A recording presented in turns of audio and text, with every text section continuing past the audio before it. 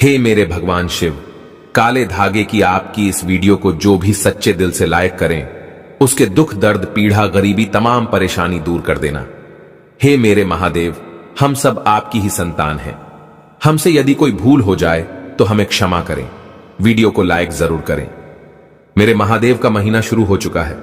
भगवान शिव को सावन का राजा भी कहा जाता है। वर्षा ऋतु, फसल आदि, प्रकृति आदि, पहाड़ों से बहते झरने साक्षात महादेव का स्वागत करते हैं। प्रकृति भी शिव के आने का बड़ी हर्षोल्लास के साथ स्वागत करती है। इस बार सावन 22 जुलाई से शुरू हुए हैं और 19 अगस्त तक चलेंगे। ऐसे में सावन का पावन महीना, पवित्र दिन, पवित्र पल, गंगा जल से भी पवित्र सावन का महीना खत्म होने से पहले शरीर के इस भाग पर आज ही बांधे एक काला धागा। शिव जी की कृपा से, जगदम्बा की कृपा से, काल भैरव की कृपा से, शनि महाराज की कृपा से, हनुमान जी की कृपा से घर में धन धान्य के भंडार भर जाएंगे। अकूट धन और 9 निधियों के स्वामी, धन के अधिपति कुबेर धन संपत्ति का वरदान देंगे। आपकी हर मनोकामना पूर्ण हो जाएगी। धन, ऐश्वर्य, सुख, समृद्धि, यश, वैभव, कीर्ति, उत्तम फल पाकर आप सधन सफल इंसान बन जाएंगे। काला धागा आपको कहीं भी मिल जाएगा। अमीर गरीब, फकीर गरीब, निर्धन, जात पात, ऊंच नीच, अनपढ़, अंग्रेज सभी लोग पहनते हैं। काला धागा बड़ी आसानी से मिल जाता है। काला धागा मुकेश अंबानी का समस्त परिवार पहनता है। काला धागा बॉलीवुड अभिनेत्रियां पहनती हैं। काला धागा उद्योगपति, बड़े बड़े बिजनेसमैन, बिजनेस वूमेन सभी लोग पहनते हैं। काला धागा कैसे पहनना है वह हम आपको इस वीडियो में बताएंगे। अधूरा ज्ञान हमेशा खतरनाक होता है। वीडियो को अंत तक जरूर देखें। सावन में ही पहनना है काला धागा। सावन में इस बार 5 सावन सोमवार पड़े हैं, तो बीच में आप काला धागा तुरंत पहने। काला धागा सिद्ध करने का तरीका भी बताएंगे। तो आज का वीडियो बहुत ही खूबसूरत है। अगर आज का जो वीडियो आपने मिस कर दिया तो समझो आपने साक्षात कालों के भी काल महाकाल की कृपा को ठुकरा दिया है। माता रानी की कृपा को ठुकरा दिया है। धन लक्ष्मी आपको कभी नहीं मिलेगी। तो वीडियो को पूरा जरूर देखें और एक लाइक जरूर करें। आज हम बताएंगे शरीर के किस अंग पर बांधे काला धागा और क्यों बांधे काला धागा। दोस्तों, आपने कई बॉलीवुड की अभिनेत्रियों को शरीर पर काला धागा बांधे हुए देखा होगा। कई बड़े उद्योगपति काला धागा शरीर के विशिष्ट हिस्से में बांधते हैं। यहां तक कि अगर आप ध्यान से देखें तो हमारे प्रधानमंत्री के हाथों में भी आपको काला धागा बंधा हुआ दिख जाएगा। तो कहीं ये सक्सेस का महामंत्र तो नहीं है? क्या ये उनकी सफलता के पीछे का राज है? आखिर लोग काले धागे क्यों पहनते हैं? शायद आपने इस बारे में कभी सोचा ही नहीं होगा। कई लोग सोचते हैं यह अंधविश्वास है। अगर अंधविश्वास होता तो बड़े बड़े उद्योगपति अपने हाथों में, गले में, पैरों में काला धागा कभी नहीं पहनते। बिना सर पैर की बातें करने वाले आपको बहुत मिल जाएंगे, लेकिन तर्क कोई नहीं देता।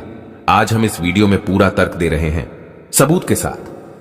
वैसे अगर देखा जाए तो काला रंग नकारात्मक ऊर्जा को उत्पन्न करता है और इसीलिए किसी भी पूजा पाठ या शुभ कार्य में काले रंग के कपड़े नहीं पहने जाते। लेकिन दोस्तों, काले वस्त्र धारण करना और काला धागा शरीर पर बांधना दोनों में फर्क है, और यह फर्क जमीन आसमान का है।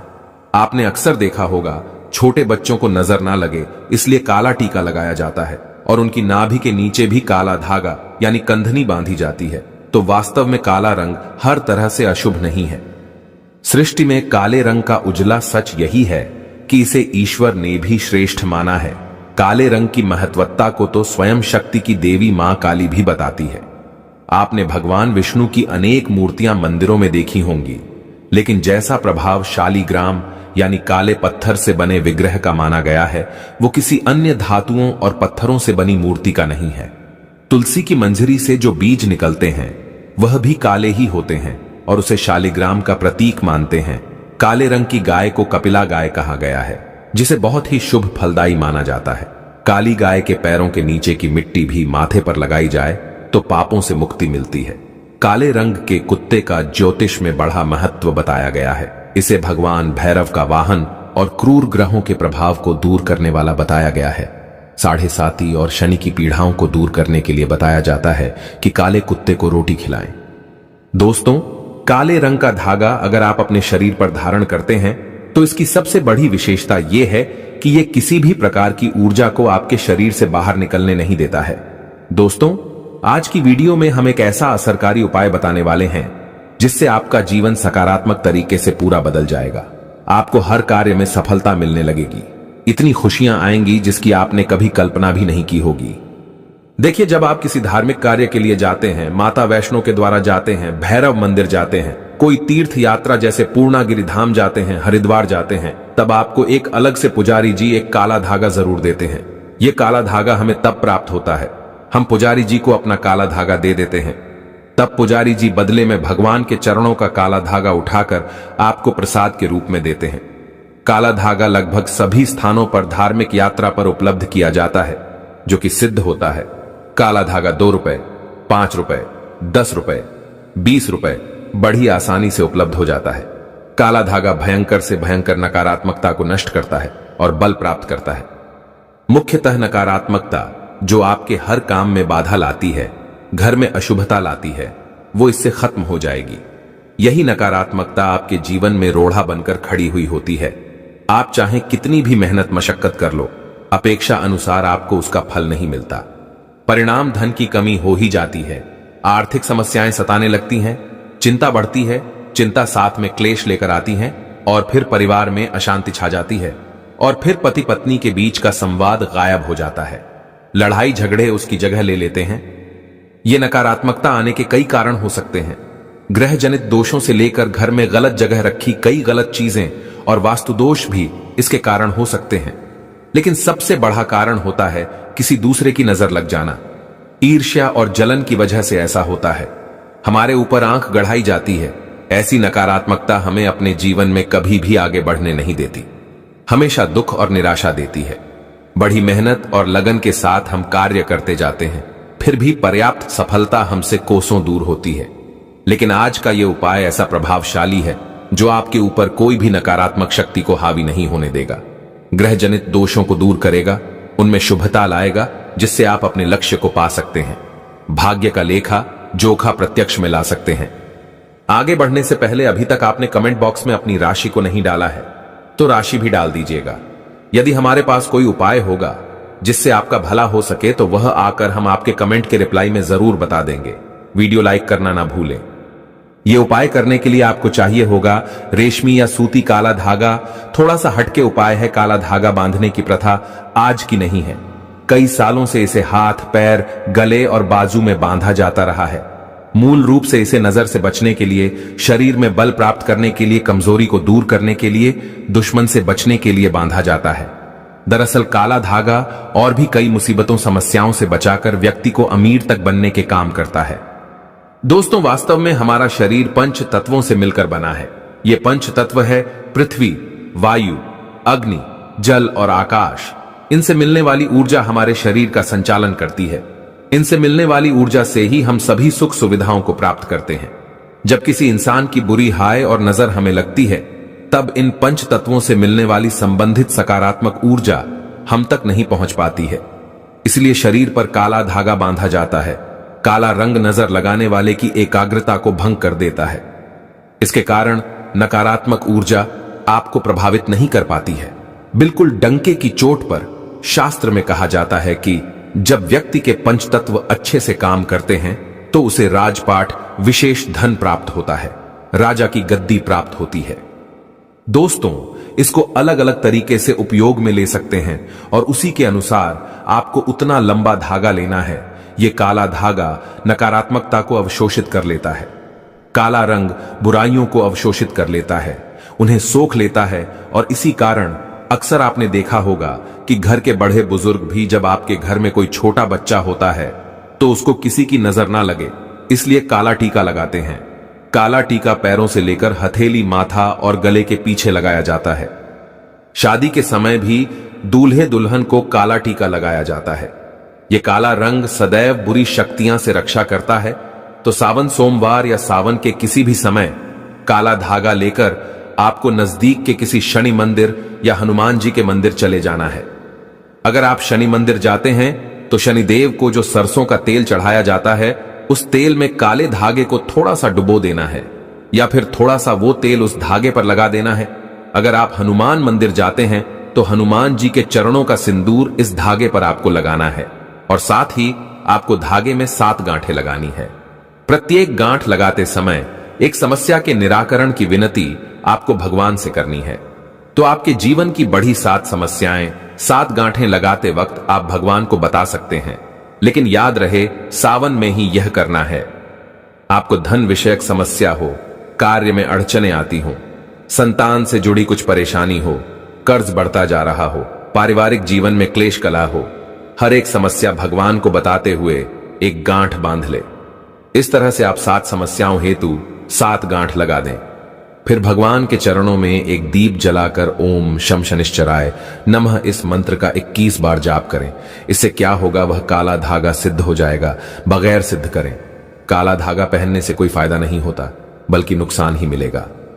यदि आप काली माता के मंदिर जाते हैं तो काली माता के लिए आप प्रसाद ले लें, नारियल ले लें, फूल माला ले लें, चुनरी ले लें और खरीदार से एक एक्स्ट्रा काला धागा ले लें, जो पुजारी जी आपको बदले में वापस देंगे। काली माता के पास जब आप जाएं तो पुजारी जी को प्रसाद दे दें और वहां पर जो पंडित जी होते हैं, पुजारी जी होते हैं, उनको काला धागा दे दें और उनसे कहें यह काला धागा हमें अपने बच्चों के लिए चाहिए या अपने लिए चाहिए या जो बीमार है उसके लिए चाहिए। तब पुजारी जी उसी के अनुसार उस काले धागे को सिद्ध करते हैं और आपको देते हैं। आपको जो समस्या है, काला धागा लेते समय पुजारी जी को वही समस्या बताएं, तभी ही आपको काले धागे का विशेष फल मिलेगा और वैसा ही अपना काम करेगा। काला धागा, माता के चरणों से मिला काला धागा जो पहनता है उसकी कुंडली के बारे न्यारे हो जाते हैं। दुश्मन भी आसपास नहीं भटकता। नजर दोष, पितृदोष, कालसर्प दोष, शनि का दोष भी, मंगल दोष भी नहीं सताता। बच्चे जब पहनते हैं तो नहीं डरते, आराम से सो जाते हैं, फ्रेश होते हैं, बच्चे उनकी तंदुरुस्ती बन जाती है। दोस्तों, अगर आप सावन के समय किसी भी दिन हनुमान जी के मंदिर जाते हैं तो एक बार आपको पहले आसन लगा लेना है और फिर हनुमान चालीसा का पाठ करना है और अपनी सभी 7 समस्या बताते हुए काले धागे में 7 गांठें लगाएं। उसके बाद जिस धागे में आपने गांठें लगाई है उस धागे को दीप के ऊपर से 7 बार उसार लें। उसारते समय ओम हनुमते नमः इस मंत्र का आपको 7 बार जाप करना है। इस उपाय क्रिया के दौरान या उसके बाद आपको किसी से कोई बात नहीं करनी है, चुपचाप अपने घर चले जाना है। फिर उस एक रात के लिए उस धागे को आपको अपने घर के मंदिर में रख देना है। अब उस धागे को अपने या जिस भी व्यक्ति के लिए आप ये उपाय करना चाहते हैं उस व्यक्ति के बाजू में आपको बांध देना है। अगर आपने बड़ा धागा लिया है तो आप अपने परिवार के सभी सदस्यों के बाजू में यह बांध सकते हैं। यह एक रक्षा कवच की तरह काम करता है। इस बात का ध्यान रखें कि इस धागे में से किसी भी गांठ को कैंची या ब्लेड नहीं लगना चाहिए और इस धागे के साथ शरीर पर कोई दूसरे रंग का धागा नहीं होना चाहिए। अगर आप इसे काटना चाहते हैं तो किसी दीवार पर घिसकर इसके कई हिस्से कर लें और परिवार में सभी को बांध दें। दोस्तों, काला धागा बुरी नजर और बुरी हवाओं को सोख लेता है और उनका असर हमारे शरीर पर नहीं होने देता। शनि दोष से बचने के लिए भी व्यक्ति को काले धागे को पहनना चाहिए। अब अगर आप इसे शरीर पर बांधना नहीं चाहते हैं लेकिन चाहते हैं यह धागा आपके साथ आपके घर परिवार की रक्षा करें, तो उस धागे को अपने घर के मुख्य द्वार पर ऊपर की तरफ बांध दें। इससे आपके घर में कभी कोई नकारात्मकता प्रवेश नहीं कर पाएगी। लेकिन सावन समाप्त होने से पहले ही बांधे, आसपास की बुरी शक्तियां दूर चली जाएंगी। धर्मशास्त्रों के अनुसार, वेदों के अनुसार माना जाता है कि जिस घर में द्वार पर ही नकारात्मकता हो तो उस घर में कभी लक्ष्मी प्रवेश नहीं करती। इसीलिए जो घर का द्वारा होता है वहां पर सकारात्मकता आने के लिए काला धागा तो भैया बांधना ही पड़ेगा। सकारात्मक ऊर्जा के कारण घर परिवार में खुशहाली आएगी।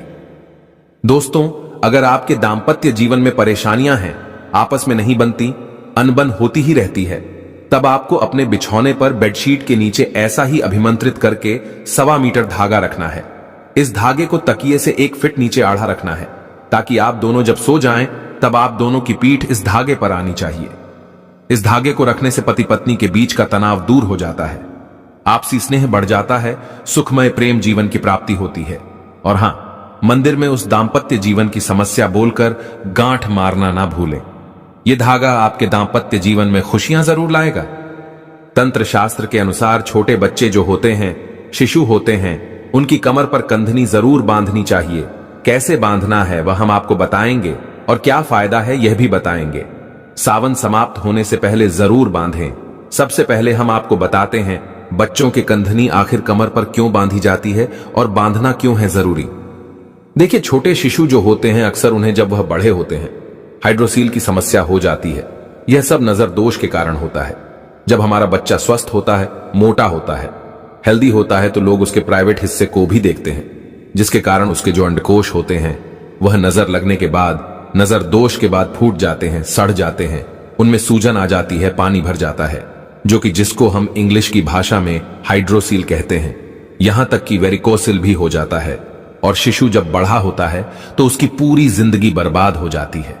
वह दौड़ नहीं सकता, पुलिस विभाग में भर्ती नहीं हो सकता, मिलिट्री फोर्स में भर्ती कभी नहीं हो सकता, रनिंग भी करने लायक नहीं रहता, उन्हें उठने बैठने में भी दिक्कत होती है, पूरी जिंदगी बर्बाद हो जाती है। इसीलिए बुजुर्ग कहते हैं कि बच्चे या शिशु की कमर पर काला धागा जरूर बांधना चाहिए। जब तक कि शिशु ठीक से बड़ा ना हो जाए, महीने से लेकर 4 साल तक की उम्र तक बच्चों को काला धागा या कंधनी अवश्य बांधना चाहिए। तंत्र शास्त्र में स्पष्ट लिखा है, बच्चे की कमर पर कंधनी या काला धागा जरूर बांधना चाहिए। हमारी वीडियो में आप देख सकते हैं कि इस प्रकार की होती है कंधनी। आप कंधनी नहीं बांधना चाहते हैं तो काला धागा जो सिद्ध होता है किसी भी पुजारी जी से ले आएं, उसमें आप एक कौड़ी बांधें और बच्चे की कमर पर बांध दें। यह बहुत ही शुभ होता है, इससे कोई नजर नहीं लगती और उनके जो अंडकोश होते हैं स्वस्थ रहते हैं, शरीर बलवान और हेल्दी हो जाता है, उनकी ग्रोथ अच्छे से होगी। दोस्तों, अगर आपके परिवार के किसी सदस्य को नजर लग गई है, किसी की बुरी नजर का दोष लगने के सारे लक्षण दिख रहे हैं, तो उस व्यक्ति की बाजू में विशेष तौर पर इस काले धागे को बांधना ही चाहिए। दोस्तों, वैसे तो यह उपाय तुरंत असर दिखाना शुरू कर देता है, लेकिन अगर आपको लगे कि इसके प्रभाव में कमी है, यह उतना असर नहीं दे रहा है, तो हर शनिवार को या मंगलवार को एक दिन आपको उसी काले धागे को मंदिर ले जाकर फिर से अभिमंत्रित करना है और उस समय ओम शम शानैश्चर्य नमः या ओम हनुमते नमः इस मंत्र का जाप करना है। दोस्तों, नकारात्मक चीजों का प्रभाव बहुत ज्यादा होने पर इस तरह से धागे की फिर से शक्ति बढ़ाने का काम करना पड़ता है। अगर आप उस दिन मंदिर जा नहीं सकते हैं तो आप जब भी घर में धूप दीप करते हैं तब उस धागे को दीप के ऊपर से 7 बार घुमाकर मंत्र बोल देंगे तो उस धागे की शक्ति पुनर्जीवित हो जाएगी। बहुत ही प्रभावशाली, अत्यंत असरकारी उपाय है ये। कितनी भी बुरी परिस्थितियों में आप गिर गए हों, ये आपको उसमें से उबार लेता है। ऐसा कहा जाता है कि कई बार कई चीजें आपको ठीक नहीं कर पाती हैं, वहां एक छोटा सा काला धागा आपको कई सारी परेशानियों से बचा सकता है। ग्रह पीढ़ा, वास्तु दोष, बुरी शक्तियां, हर तरह की समस्याएं दूर होकर घर में सुख, शांति, समृद्धि और धन की आवक बनी रहती है। असल रूप में जीवन में सुरक्षा के साथ साथ विलासिता भी मिलती है। तो ये उपाय जरूर करके देखें और सारे दुख समस्याओं को जिंदगी से दूर फेंके। तो अगर आपने सावन सोमवार का व्रत रखा है तो आप इस दिन सात्विक भोजन ही करें। यह निर्जला व्रत नहीं होता, इसलिए इस व्रत में सेंधा नमक से बनी चीजें खा सकते हैं। अगर आपने फल खाने पर संकल्प लिया है तो नमक भूलकर भी ना खाएं। आप फल वगैरह ही खाएं और कुछ मत खाना। व्रत में बाहर का गन्ने का जूस मत पीना, उसमें नमक पड़ा होता है। बर्तन कोई कितना भी साफ कर ले, नमक रह ही जाता है। बाहर का जूस भी मत पीना, उनके बर्तनों में भी नमक पड़ा होता है, जो हम घर में देखभाल कर लेंगे, व्रत की वह बाहर नहीं कर पाएंगे और वह नमक आपके मुंह तक जाएगा तो आपका व्रत खंडित हो जाएगा। व्रत में डब्बा बंद जूस नहीं पीना चाहिए, उसमें कई केमिकल पड़े होते हैं जिससे व्रत टूट जाता है। और व्रत में लंबे समय का रखा हुआ भोजन कभी नहीं करना चाहिए, वह दूषित भोजन कहलाता है जिसमें विष होता है। दोस्तों, सावन में कई बार शुक्रवार का दिन पड़ जाता है तो खट्टा भूलकर भी मत खाना, क्योंकि माता संतोषी इस दौरान जागृत अवस्था में हो जाती है, वह रुष्ट हो जाएंगी। इस दिन आप पानी पूरी, इमली की चटनी वगैरह, खट्टे फल वगैरह जाने अनजाने में भी मत खाना, क्योंकि इससे माता संतोषी क्रोधित हो जाएंगी। एक बार माता संतोषी रुष्ट हो गई तो आपको जिंदगी भर कष्ट भोगना पड़ेगा। माता रानी भोली है, पर सावन के महीने में जो भी शुक्रवार के दिन खट्टा खाता है उसे परेशानी और माता के क्रोध का सामना करना ही पड़ता है। सावन में साधारण नमक फलों पर लगाकर या अमरूद के बीच में भरकर भूलकर भी नहीं खाना चाहिए। आप सेंधा नमक फलों पर लगाकर खा सकते हैं। सावन के व्रत में चाय आप पी सकते हैं, लेकिन चाय में नमक मत डालना, इससे हड्डियां गल जाती हैं। सावन के व्रत में दूध नहीं पीना चाहिए, इससे भगवान शिव क्रोधित हो जाते हैं। सावन में हल्दी मिलाकर दूध पीने से भयंकर श्राप लगता है। सावन में बच्चों को दूध पी लेना चाहिए, पर घर में बड़ों को दूध नहीं पीना चाहिए। यदि कोई बीमार है, किसी कारणवश यदि दूध की आवश्यकता हो तो उसे पी लेना चाहिए। यदि सावन का व्रत अगर आपने मीठे पर रखा है तो आप मीठी मीठी बर्फी भोग लगाने के बाद खाइए। शिव को भोग लगाने के बाद खीर पराठा या दही पराठा खा सकते हैं। मीठी मिश्री खाएं या आटे का मीठा मीठा चीला बनाकर आप खा सकते हैं। यदि व्रत छटपटा पर रखा है तो आप चाहे तो सेंधा नमक से बने आलू के पकवान खा सकते हैं। आलू की सब्जी कुत्तू की रोटी के साथ खा सकते हैं। सादा दही में डालकर खीरा खा सकते हैं। धनिया खा सकते हैं। लौकी या कद्दू की सब्जी भी खा सकते हैं। और आटा खाते समय आटा ध्यान से देख लें, पुराने आटे में कीड़े पड़ जाते हैं जिससे आपका व्रत खंडित हो सकता है। व्रतधारी को सावन सोमवार के व्रत में बेसन, मैदा, सत्तू, अन्न और अनाज का सेवन नहीं करना चाहिए। सावन में जितना जल्दी हो सके, सावन शुरू होने से पहले यदि घर में आपके बैंगन की सब्जी या साबुत बैंगन रखा हुआ है, जो कि बैंगन को इंग्लिश में ब्रिंजल बोलते हैं, यदि घर में हो तो तुरंत हटा दें। इससे भगवान शिव अत्यंत क्रोधी हो जाते हैं। सावन में यदि पालक का साग रखा है तो घर से बाहर फेंक दें। साग सब्जियां सावन में खाना वर्जित होती हैं। खासकर बैगन तो घर में भूल कर भी नहीं रखना चाहिए, नहीं तो घर हो जाएगा। कंगाल भगवान शिव क्रोधित हो जाते हैं। सावन में घर में बैगन रखने से विनाश होता है। इसके अलावा अन्य किसी भी व्यक्ति को मांस, मदिरा, लहसुन, प्याज इत्यादि का भी सेवन नहीं करना चाहिए। वहीं व्रत रखने वाले व्यक्ति को धनिया पाउडर, मिर्ची पाउडर, सादा नमक का सेवन भूलकर भी नहीं करना चाहिए। गरम मसाला या पैकेट पर सामग्री बिना पढ़े कोई भी डब्बा बंद पैकेट कुछ भी नहीं खाना चाहिए। 90% डब्बा बंद सामान में पैकेट में लहसुन प्याज पड़ा होता है। आप कभी इंग्रेडिएंट्स पढ़ सकते हैं। लहसुन प्याज सबसे ज्यादा इस्तेमाल होता है डब्बा बंद चीजों में और सावन में। यदि हमने गलती से यह चीज खा ली तो हमारा व्रत टूट सकता है। सावन में चाहे आपका व्रत हो या ना हो, किसी भी व्यक्ति को कढ़ी पकोड़ा नहीं खाना चाहिए। और वहीं पत्तेदार सब्जियां, पालक, मेथी, लाल भाजी, बथुआ, पत्ता गोभी जैसी सब्जियां या साग सब्जियां भूलकर भी नहीं खानी चाहिए। यह जहर के समान मानी जाती है। इसमें कीड़े आ जाते हैं, सांप, बिच्छू वगैरह आ जाते हैं। और जो भी व्यक्ति सावन में बैगन की सब्जी खाता है उस व्यक्ति को घोर पाप लग जाता है। इसी कारण लोग द्वादशी और चतुर्दशी पर बैंगन नहीं खाते। पत्तेदार सब्जियां क्यों नहीं खाई जाती? इसके पीछे एक कथा है, मैं आपको बताऊंगा। दोस्तों, सावन के पवित्र महीने में कौन सी गलतियां नहीं करनी चाहिए? यह गलतियां पाप का भागीदार तो बनाती ही हैं, साथ ही साथ ऐसा व्यक्ति नरक में अटका ही रह जाता है। सावन में घर के सभी लोगों को सुबह जल्दी उठना चाहिए और जितना जल्दी हो सके कम से कम पहला सावन स्नान अवश्य करें। परिवार में सबको स्नान करना चाहिए। यदि कोई बीमार है तो उस पर गंगा जल के छींटे मार दे। सावन में किसी भी गरीब का अपमान ना करें। क्या पता उस गरीब के रूप में भगवान शिव हो, क्योंकि भगवान शिव सावन में अपने भक्तों की परीक्षा लेने आते हैं। सावन में देर तक सोने वाली महिला का पति बर्बाद हो जाता है और उसकी मृत्यु निकट भविष्य में जल्दी हो जाती है। इसलिए पति के उठने से पहले सावन में हर स्त्री को जल्दी उठ जाना चाहिए और भगवान शिव की पूजा करनी चाहिए। सोमवार व्रत आपको अवश्य करना चाहिए। ऐसा करने से धन लक्ष्मी का वास होता है। सावन में पति पत्नी को सहवास नहीं करना चाहिए। अगर आपने व्रत रखा है या आपकी पत्नी ने व्रत रखा है तो आप दूरी बनाकर रखें, क्योंकि इस दौरान ऐसा व्यक्ति भगवान शिव की शरण में होता है। सावन में घनघोर काले वस्त्र पहनकर शिव मंदिर में नहीं जाना चाहिए। चाहे तो आप घर में काले वस्त्र पहन सकते हैं, लेकिन मंदिर में भूल कर भी मत जाना। और ना ही व्रत में काले वस्त्र पहनना चाहिए। वैसे तो सावन में लहसुन प्याज नहीं खाना चाहिए, पर यदि आपका व्रत है तो उस दिन पूरे परिवार को लहसुन प्याज से परहेज करना चाहिए। सावन के महीने में घर में गंदगी नहीं होनी चाहिए, इससे प्रकृति नाराज हो जाती है। सावन में आपके घर का जो मंदिर है उसमें माचिस के खाली पड़े डिब्बे या माचिस नहीं रखनी चाहिए। सावन में घर में किसी भी व्यक्ति को गाली नहीं देनी चाहिए, चुगली आदि नहीं करनी चाहिए। पत्नी को अपशब्द नहीं कहने चाहिए और ना ही पति को अपशब्द कहने चाहिए। इससे भगवान शिव आपको श्राप दे देते हैं। सावन में जो भी व्यक्ति दूध में हल्दी डालकर पीता है उसके ऊपर महाकाल का क्रोध बरसता है। सावन में बाल, नाखून, दाढ़ी वगैरह नहीं बनवाना चाहिए। यह आपको पहले कर लेना चाहिए। कोई ज्यादा समस्या हो तो आप ऐसा कर सकते हैं, पर शिव जी से क्षमा अवश्य मांग ले।